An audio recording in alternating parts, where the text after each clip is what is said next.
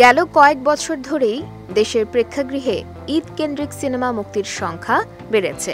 ২০২৪ সালে ঈদ উল ফিতরে মুক্তি পায় ১২টি সিনেমা। এত ছবির ভিড়ে দ্বিধা দ্বন্দ্বে পড়ে যায় দর্শক। দেশের প্রেক্ষাগৃহ সংকটের মধ্যে একসঙ্গে এত বেশি সিনেমা মুক্তির বিষয়টি ভালো চোখে দেখছেন না চিত্রনায়ক নীরব। তিনি বলেন, ঈদে যদি ১০০টি সিনেমাও মুক্তি পায়, মানুষ কিন্তু সর্বোচ্চ ৩টি সিনেমা দেখে। কিছু পরিচালক ও প্রযোজক আছেন যারা জোর করে ঈদের সময় সিনেমা মুক্তি দিয়ে থাকেন। এতে করে দর্শক দ্বিধাদ্বন্দ্বে পড়ে যান। শেষ পর্যন্ত ২-১টা বাদে সব সিনেমা ক্ষতি হয়। আমার মনে হয় এই জায়গা থেকে সবার বেরিয়ে আসা উচিত। সম্প্রতি নতুন সিনেমায় চুক্তিবদ্ধ হয়েছেন নীরব। গোলাপ নামের সিনেমাটি বানাবেন শামসুল হুদা।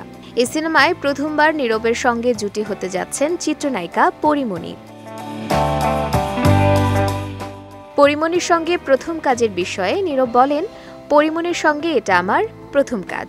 সিনেমার জন্য আমার ছবি প্রকাশ হওয়ার পর দেখলাম দর্শক আমাদের সাদরে গ্রহণ করছেন। পরীমণির ওয়েব সিরিজ সহ যে কয়েকটি কাজ দেখেছি আমার কাছে দারুণ লেগেছে। আমার মনে হয় এই সিনেমায় ডানা ও গোলাপ চরিত্রের যে রসায়ন সেটা দর্শক পছন্দ করবে। এর আগে বেশ কয়েকটি সিনেমায় অ্যাকশন হিরোর অবতারে পাওয়া গেছে নীরবকে। তবে গোলাপ সিনেমায় অ্যাকশন, রোম্যান্স ও থ্রিলার মিলে পর্দায় হাজির হবেন তিনি।